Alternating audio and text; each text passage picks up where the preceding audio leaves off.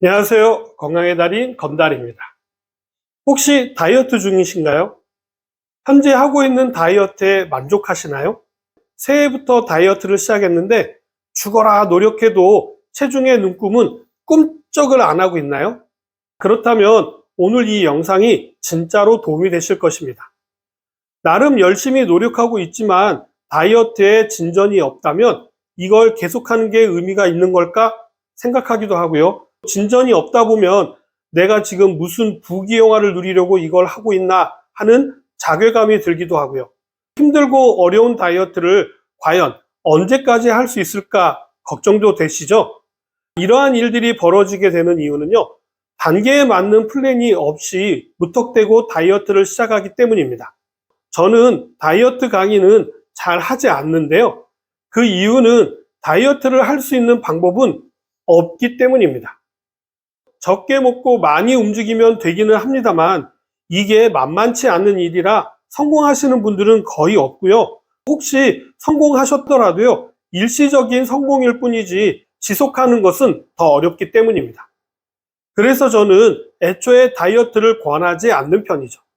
다이어트가 힘들어지는 이유는요, 운동을 하면 살이 빠질 거라는 생각 때문입니다. 이건 완전히 잘못된 생각입니다. 운동만으로는요, 절대로 살을 뺄 수가 없다라는 것은 이미 과학적으로 입증된 내용인데도요, 잘못된 정보로 인해서 이것을 인지하지 못하시는 경우가 많습니다. 식이요법 없이는요, 운동요법만으로는 절대로 성공하지 못합니다. 그래서 오늘은요, 미국 폭스뉴스 등의 자료를 토대로 다이어트에 실패하는 뜻밖의 이유에 대해서 말씀드리도록 하겠습니다.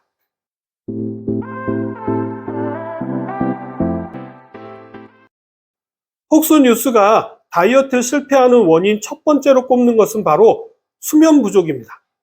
많은 분들은 살을 빼려면 운동을 해야 한다라고 생각합니다만 운동만 해서는 안 됩니다. 잠도 자야 합니다. 하루의 수면 시간이 5시간에서 6시간이 안 되게 잠을 자게 되면요, 신진대사가 느려지게 되고 호르몬의 변화를 일으켜서 살 빼는 노력을 소용없게 만들기 때문입니다. 수면 부족으로 신경이 예민해지고 피곤하게 되면요, 스트레스가 증가하게 되어서 더 많이 먹게 됩니다. 최근에 한 연구에서는요, 수면이 부족한 사람은 하루에 500칼로리 이상 더 먹는다는 연구 결과도 있습니다. 이런 부분은요, 호르몬하고도 연관이 깊은데 스트레스 호르몬이 증가하게 되면요, 배고픔을 알리는 호르몬인 그렐린 호르몬이 증가하게 되어서 식욕을 자극하게 되는 것이죠. 그렇기 때문에 다이어트에 성공하시려면요, 충분한 수면 시간을 확보하셔야 합니다. 다이어트를 할 때 다이어트 보조제로 쉐이크나 에너지바 같은 체중 감량 식품을 많이들 활용하시지만요, 이건 잠깐은 도움이 되지만 장기적으로는 살을 빼는 데는 도움이 되지 않습니다. 이러한 가공식품은요, 잠깐의 만족감을 줄 수는 있지만요, 근본적인 욕구를 채우지 못하기 때문입니다. 그렇기 때문에 적절한 보상을 주는 것이 필요하고요. 이러한 다이어트 식품보다는요, 치즈 스틱이나 방울토마토나 딸기 같은 과일을 조금 곁들이는 무지방 요거트를 드시는 것을 추천드립니다. 개인적으로는요, 다이어트는 장기전으로 해야 하기 때문에요, 적절한 시기에 치팅 데이를 가지는 것이 중요하다고 생각하는데요, 일시적이나마 우리의 몸과 뇌를 속이는 것이죠. 적절하게 먹고 싶었던 음식을 먹음으로써요, 근본적인 욕구를 잠재우는 것이 중요합니다. 이때 주의하셔야 될 부분은요, 먹고 싶은 음식을 양껏 드시면 안 된다는 점입니다. 폭스뉴스에서는요, 같은 맥락에서 항상 샐러드만 먹는 것도 주의가 필요하다고 이야기하는데요, 다이어트를 하게 되면 당연히 샐러드만 먹어야 하는 것으로 알고 있지만요, 일반적인 상식과는 반대로 샐러드만 찾는 것은 좋은 방법은 아닙니다. 샐러드는 탄수화물이 적기 때문에요, 배고픈 호르몬을 조절하지 못합니다. 적절하게 포도당이 혈액 안으로 들어와 주어야 뇌에서도 도파민이 분비가 되어서 만족감을 얻을 수가 있기 때문이죠. 그렇기 때문에 탄수화물을 적절히 먹어주셔야 하는데요, 식이섬유가 풍부하게 함유되어져 있는 통곡물이라든지 견과류를 활용하시고요, 식이섬유가 풍부한 식품과 함께 곁들여서 드시는 것이 좋습니다. 적절하게 당이 함유된 과일을 후식으로 조금 드시는 것도 도움이 됩니다. 폭스뉴스에서는요, 제가 앞에서도 말씀드린 내용을 지적하고 있는데요.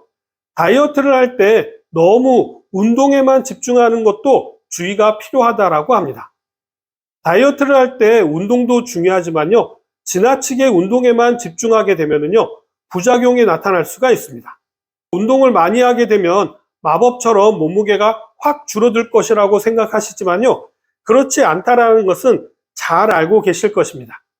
다이어트를 할 때 투자하는 시간과 에너지의 80%는요, 식이요법이 차지하고요, 운동은 20% 미만만 할당하셔야 합니다.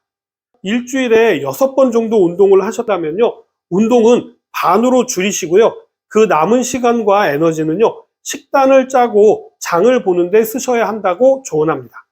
아침을 거르게 되면 다이어트는 힘들어지게 됩니다. 일반적으로 아침을 먹는 사람이 적정한 체중을 유지하는 편입니다. 다이어트의 시작은 아침 만드는 시간을 내는 것에서 시작한다라고 조언을 하고 있는데요. 아침을 챙겨 먹게 되면 점심 때 과식을 피하게 되고 오후의 생활이 원활해지기 때문에 적정 체중을 유지하는 데 도움이 됩니다. 혼밥이 다이어트를 힘들게 한다라고 하는데요. 음식을 먹을 때는 친구가 있어야 다이어트에 효과가 있다라는 연구 결과도 있습니다. 특히 여성의 경우에는요, 식사 파트너가 있는 경우에 더 많은 도움이 되는 것으로 나타났는데요. 가까운 사람 중에 식사 파트너를 찾기가 어렵다면요, 전문 상담가의 도움을 받는 것도 방법이 되고요, 온라인 친구를 찾는 것도 방법이 될 수 있겠죠. 간식은 무조건 안 드시는 분들도 계시는데 이것도 좋은 방법은 아닙니다. 신진대사를 활발하게 하려면요, 3시간이나 4시간마다 먹는 것이 좋다라고 얘기하는데요. 이때 견과류나 당근, 오이, 방울토마토 같은 것을 적절히 먹는 것이 다이어트를 하는 데 도움이 됩니다. 다이어트를 하게 되면요, 씹고 싶은 욕구가 있기 때문에 간식을 통해서 이러한 욕구를 풀어주는 것이 중요하죠. 수분 섭취에 대한 이야기가 나오는데요. 커피를 비롯해서 달콤한 음료수나 주스를 물로 바꾸는 것만으로도요, 다이어트에 도움이 됩니다. 이렇게만 해도 하루 칼로리 양을 대폭 줄일 수가 있고요, 식욕 조절에도 도움이 되는데요. 한 연구에 따르면 식사 전에 물을 2잔 정도 마신 사람은요, 90칼로리까지 적게 먹었다고 합니다. 물은 신진대사의 기본 물질이기 때문에요, 충분한 수분 섭취만으로도 신진대사를 촉진하게 되고요, 우리 몸에 쌓인 노폐물을 배출하는 데도 도움이 되기 때문이죠. 오늘은 다이어트를 열심히 해도 살이 잘 빠지지 않는 원인에 대해서 말씀을 드렸는데 어떻게 좀 도움이 되셨나요? 그럼 저는 다음 시간에 더 유용한 정보를 가지고 다시 찾아뵙도록 하겠습니다. 감사합니다.